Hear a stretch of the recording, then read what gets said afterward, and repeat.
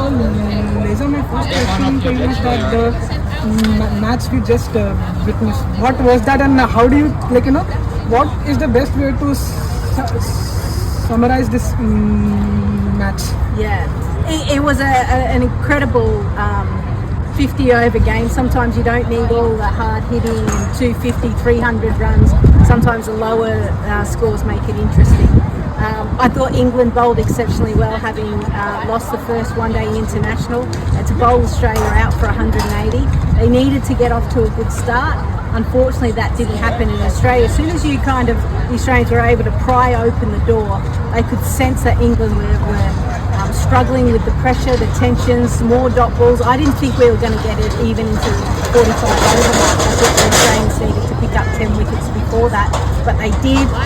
Amy Jones was excellent at the end to get them very close, but in the end I think she probably miscalculated and could have come back for a single in that second last over to be able to face that last over the first ball, but not to be, and Australia have done a wonderful job. And my next question to you is that Australian cricket, as we know, be it women's or men's, the word clutch is always with them. They always play well under pressure. So, what, in your opinion, is the formula behind Australians being so good under pressure? Yeah, I think because there's a habit of winning.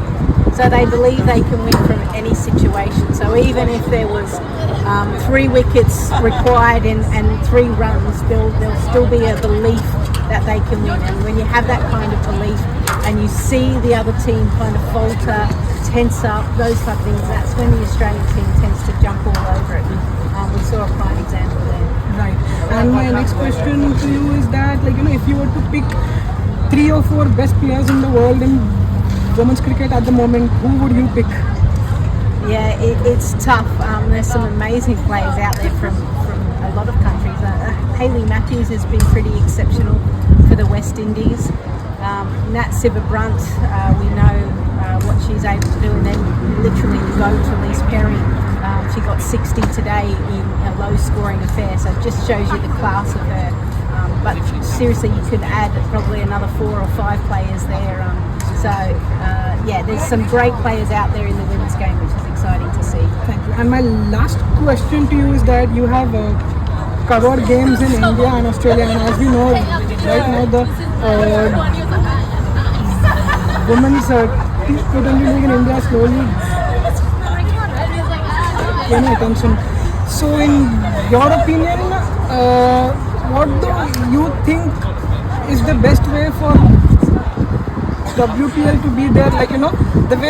The way women's cricket in Australia is rated so highly, what do you think can the BCCI do to ensure that I think the BCCI is doing a great job. The fact that they've got the Women's Premier League, they're looking to expand, I think, after this year maybe.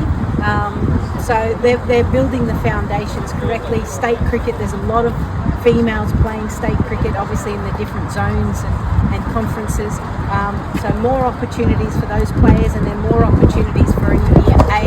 Under-19s World Cup is about to start, so everything's moving in the right direction. Thanks a lot. It was an absolute pleasure speaking to you. No worries, and all the best.